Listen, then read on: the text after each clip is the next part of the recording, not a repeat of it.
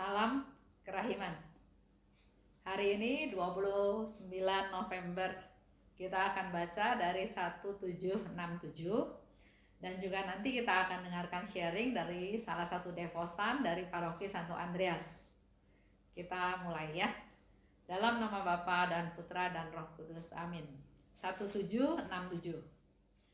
Putriku, aku ingin mengajar engkau tentang bagaimana engkau harus menyelamatkan jiwa-jiwa melalui pengorbanan dan doa.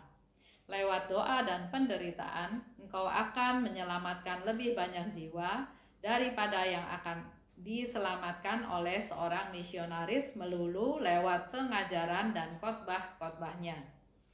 Aku ingin menyaksikan dirimu sebagai kurban terdorong oleh cinta yang bernyala-nyala, yang baru kemudian akan tampak berbobot di hadapanku.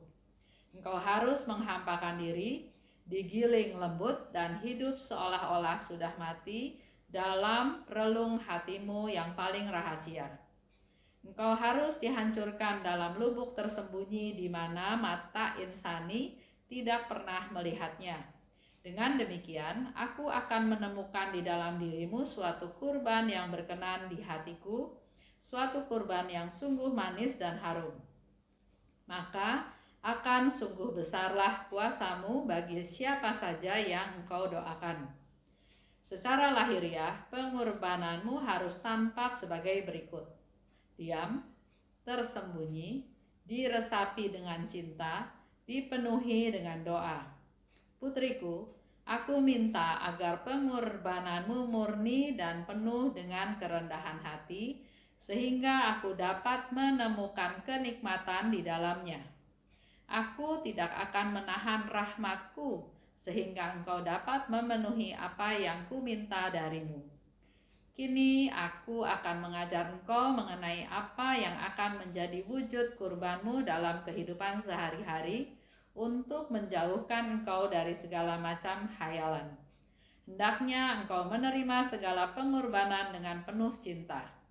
Jangan berkecil hati kalau hatimu sering mengalami penolakan dan ketidaksenangan sehubungan dengan pengorbanan itu. Seluruh kekuatan kurban itu ada pada kehendak. Perasaan-perasaan yang menentang pengorbanan itu akan meningkatkan nilainya di mataku dan sama sekali tidak akan merendahkannya. Ketahuilah bahwa tubuh dan jiwamu akan sering berada di tengah api. Meskipun pada kesempatan-kesempatan tertentu engkau tidak merasakan kehadiranku, aku akan selalu menyertai engkau. Jangan takut, rahmatku akan menyertaimu. Panjang ya, itu yang dikatakan oleh Tuhan Yesus. Ini cerita tentang konfirmasi, tentang pengorbanan dan doa. Tuhan Yesus mengajar Suster Faustina sebagai berikut: lewat doa dan pengorbanan, engkau akan menyelamatkan lebih banyak jiwa. Sungguh besarlah kuasamu bagi siapa saja yang engkau doakan dengan kurban yang manis dan harum, serta murni dan penuh dengan kerendahan hati yang berkenan di hatiku. Jangan takut dan berkecil hati, karena di hatimu kalau sering mengalami penolakan dan ketidaksenangan sehubungan dengan pengorbanan itu, rahmatku akan menyertai kamu. Nah, ini semua akan saya gabungkan dengan sharing dari seorang umat Paroki Santo Andreas. Dia dibaptis tahun 2011 ya. Jadi baru 9 tahun yang lalu, tapi pelayanannya luar biasa. Dia dibaptis tahun 2011 pada waktu Paskah. Dan mulai aktif 3 tahun kemudian. 2014 dia aktif di lingkungan. Tahun 2015 dia ikut ME. Bulan Oktober di tahun 2015 dia ikut siarah dengan komunitas Lumen Christi. Nah, di sana saya juga baru kenal dengan dia, dan disitulah dia mulai kenal devosi kepada kerahiman ilahi. Jadi banyak cara kita melakukan penyebarluasan. Dan kalau dengar sharing-sharing pribadi dari teman-teman para devosan, juga dengan berbagai cara mereka kenal tentang devosi kerahiman. Kalau ingat dengan Juliana kemarin, dia tahu tentang kerahiman ilahi, tentang devosi ini, karena dia punya niat atau diajak oleh temannya untuk melayani, dan dia bilang oke. Kalau Ibu Monica ini, dia kenal devosi kepada kerahiman ilahi karena dia punya keinginan untuk ikut ziarah ke Lampung, ke goa di Lampung ya. Dan di sana dia baru dalam perjalanan tersebut dengan komunitas Lumen Christi, dia kenal tentang devosi kepada kerahiman ilahi. Tahun 2017 dia ikut CAP, tahun 2018 dia ikut EJ.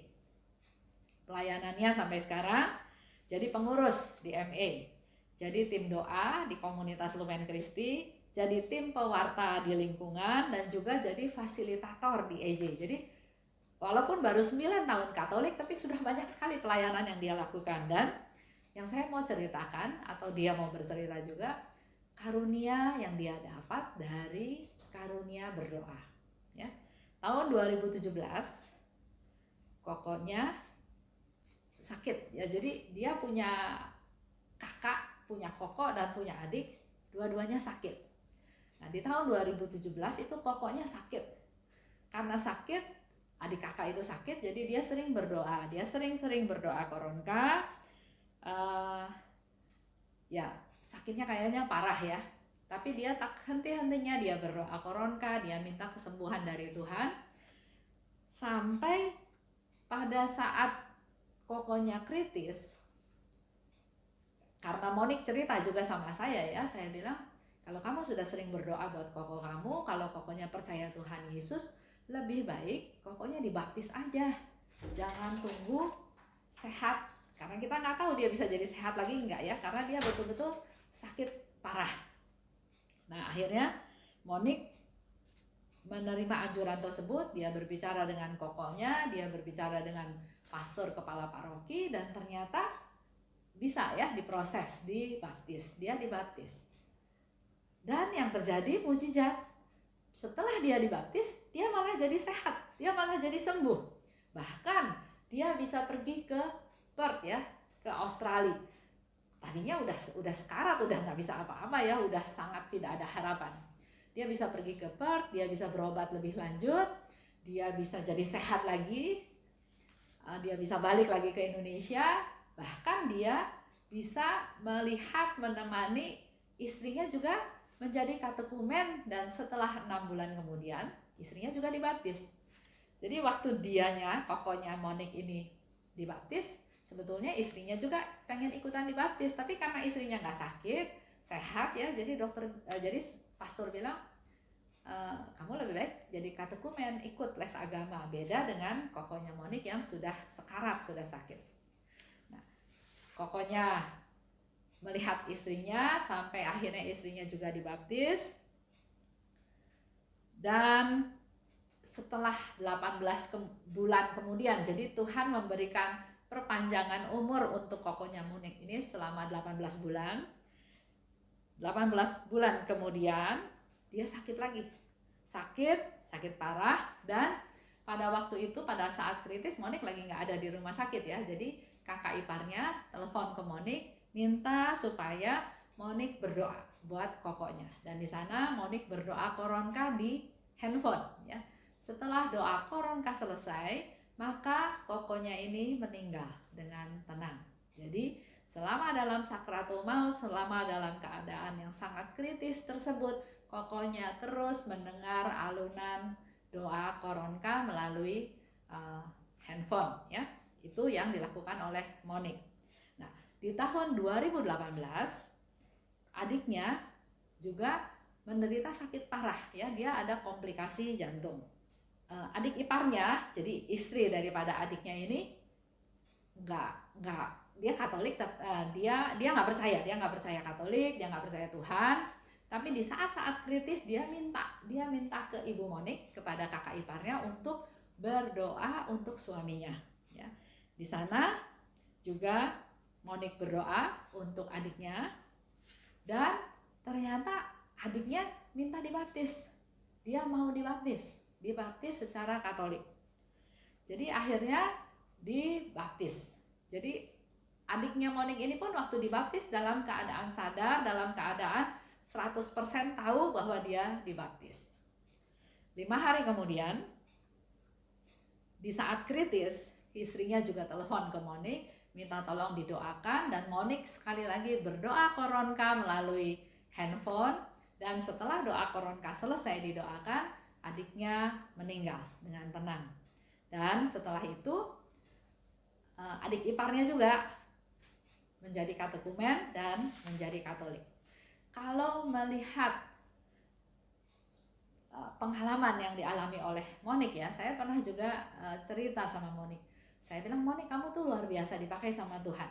Kamu gak kenal Tuhan Yesus, tapi dengan suatu cara kamu akhirnya kenal Tuhan Yesus, kamu dibaptis, kamu menjadi pendoa, dan kamu menyelamatkan jiwa-jiwa daripada kokonya adiknya yang sakit parah, akhirnya dibaptis dan didoakan doa koronka mendampingi perjalanan dia pulang ke rumah Tuhan. Dan yang luar biasa lagi, dua iparnya juga menjadi Katolik. Jadi inilah sesuai dengan janji Tuhan. Satu orang selamat, maka seisi keluarga akan selamat. Itu yang dialami oleh Monik ya. Monik ini luar biasa sebagai pendoa. Dia sering berdoa untuk orang-orang, dan orang-orang itu mengalami kesembuhan, apakah kesembuhan fisik maupun kesembuhan rohani. Nah, kalau kita balik ke bacaan tadi, sharing di diary nomor 1767 ini adalah dikatakan oleh Monik, ini adalah suatu perjalanan hidup saya dalam pewartaan memuliakan kerahiman Tuhan. Dengan doa yang tulus, percaya, rendah hati pada Tuhan, maka rahmat Tuhan itu akan Tuhan berikan untuk menjawab doa-doa kita semua. Di situ dikatakan untuk keselamatan banyak jiwa ya. Di sana dikatakan, aku ingin mengajar engkau tentang bagaimana engkau harus menyelamatkan jiwa-jiwa melalui pengorbanan dan doa. Lewat doa dan penderitaan, engkau akan menyelamatkan lebih banyak jiwa daripada yang akan diselamatkan oleh seorang misionaris melulu lewat pengajaran dan khotbah-khotbahnya. Jadi di sini Yesus pun memberitahu bahwa pertobatan, keselamatan dari jiwa-jiwa itu nggak bisa mengandalkan para imam melalui khotbahnya, melalui pemberian sakramen tobatnya, nggak bisa cukup waktu untuk merangkul banyak jiwa.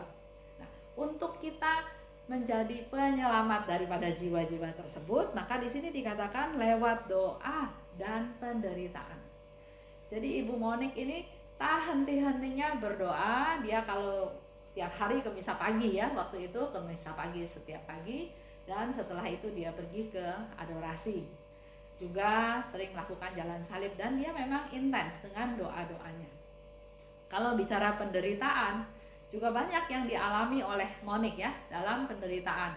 Ditolak, dicurigai, atau ya banyak hal yang dia alami ya. Dia juga mengalami jatuh bangun, tapi itulah cara Tuhan memproses dia supaya dia kuat, supaya dia terus konsisten bertahan di pelayanannya dalam bagaimana berdoa untuk keselamatan jiwa-jiwa. Dikatakan oleh Monik lebih lanjut, sudah beberapa saudara dan kerabatku yang diselamatkan jiwanya karena sebelum menghadap hadirat Tuhan mereka mendapat pembaptisan menjadi pengikut Kristus. Itu tadi jelas sharing dari dia tentang kokonya dan adiknya, dan juga tentang kedua iparnya yang sekarang sudah menjadi Katolik. Jadi Tuhan bisa pakai siapa saja, walaupun dia baru ya dari sisi umur ya sudah umuran kita lah ya, 60 lebih, tapi dia baru dibaptis kira-kira 9 tahun yang lalu. Jadi nggak ada yang membatasi bahwa saya baru maka pelayanan saya juga harusnya biasa-biasa saja. Tapi kalau Tuhan mau pakai dan dia bersedia, dia membuka diri untuk dipakai Tuhan, maka banyak hal yang dia lakukan. Sekali lagi, mari kita banyak berdoa dan menerima kalau memang harus menderita untuk keselamatan jiwa-jiwa, khususnya jiwa-jiwa yang ada di dalam keluarga kita, dalam keluarga besar kita yang bahkan belum mengenal Tuhan.